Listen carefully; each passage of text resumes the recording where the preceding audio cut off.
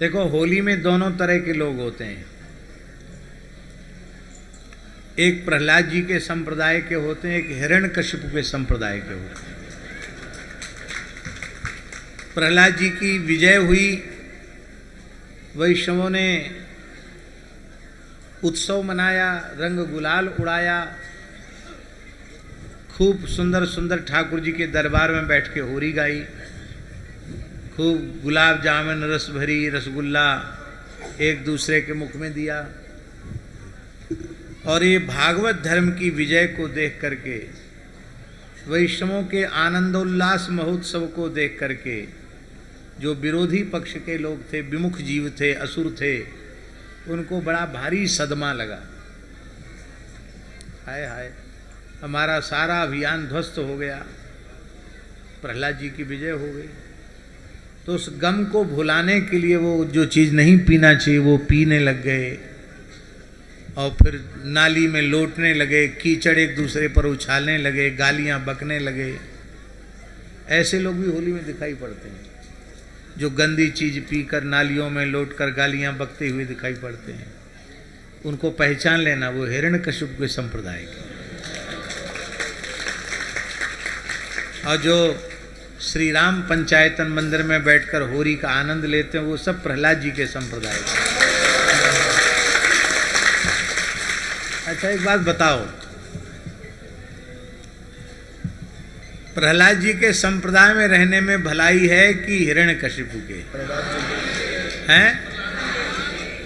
इसलिए कभी होली तामसी प्रकार से नहीं मनाना, अत्यंत शुद्ध सात्विक ढंग से होली मनाना, यही होली मनाने की परंपरा है, मर्यादा है। प्रत्येक उत्सव महोत्सव के पीछे बड़े गंभीर शास्त्रीय रहस्य हैं। होली के दूसरे दिन पंचांग में लिखा रहता स्वपच स्पर्शः।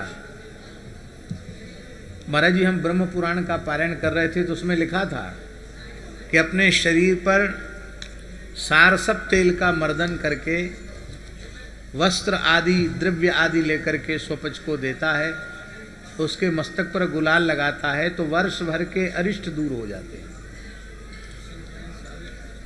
नष्ट हो जाते हैं। ब्रह्म पुराण में लिखा था। उस समय हम पारायण कर रहे थे, उस समय हम लिधोरा में थे।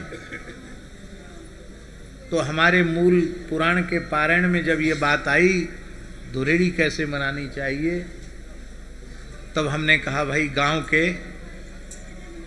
जमादार को बुला के लाओ। तो लोग ऐसे वैसे देखने लगे कि महाराज को क्या हो गया। अरे हमने कहा बुलाओ तो सही। बुलाया तो बुलाकर उसको वस्त्र दिए, 2100 रुपये दक्षिणा दिया और गुलाल लगाया। इतना स्नेह पाकर वो तो गदगद हो गया।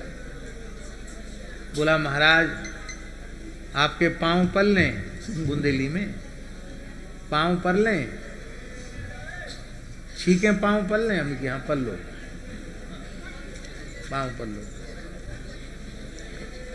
देखिए कितनी अद्भुत हमारी आर्ष व्यवस्था है, जहाँ वर्णाश्रम की संपूर्ण मर्यादा को ज्यों का त्यों सुरक्षित रखते हुए भी ऐसा विवेक रखा गया है कि समाज का अंतिम व्यक्ति भी कभी यह न समझे कि हम समाज से पृथक हैं या उससे अलग हैं।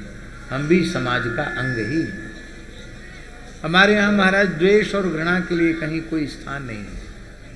माई मेरे श्याम